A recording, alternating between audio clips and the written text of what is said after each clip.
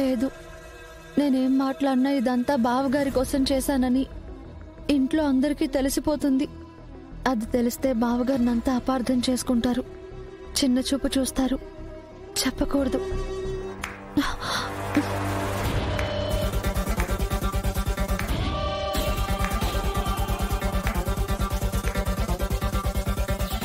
ఇదిగో చూడండి, తను తప్పు చేసింది కాబట్టే మౌనంగా సమాధానం చెప్పలేక ఇలా ముద్దాయిలా నిలబడిపోయింది. దర్శన్, శరణ్య మౌనంగా నిలబడిపోయింది అంటే నేరం చేసినట్టు కాదు. నగలు తాకట్టు పెట్టానని తానే ఒప్పుకుంది. కాని తాకట్టు ఎందుకు పెట్టాల్సొచ్చిందో, ఎవరి కోసం పెట్టాల్సొచ్చిందో తను ఎవ్వరితోనూ చెప్పుకోలేకపోతోంది.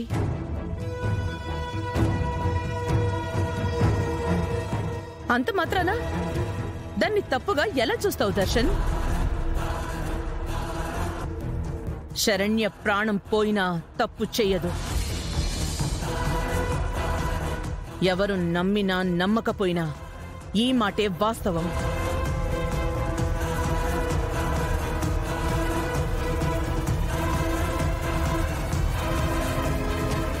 అయినా దర్శన్ ఇప్పుడేంటి?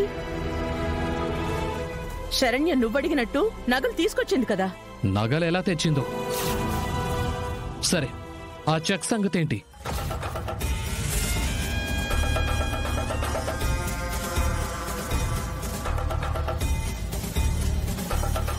దైవ ప్రమాణంగా ఆ చెక్కు గురించి నాకు తెలియదండి.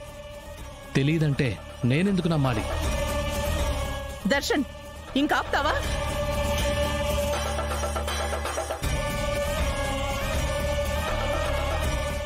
చెక్కు గురించి తెలీదు అని చెప్తోంది కదా. ఆ సంగతి ఇంటికెళ్ళి మాట్లాడుకుందాం. శరణ్య, పదమ్మా, మనింటికి వెళ్దాం. అత్తయ్య గారు, ఇప్పటికీ నేను ఆ గడపలో అడుగు పెట్టడానికి సిద్ధంగా లేనండి.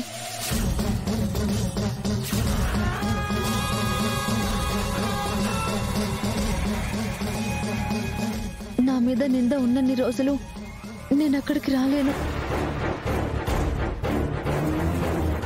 నగల విషయంలో మీరు నన్ను ఎన్ని మాటలన్నా పడతాను, కానీ ఆ చెక్క విషయంలో నన్ను దొంగని చేసినట్టు మాట్లాడితే నేను ఒప్పుకోను.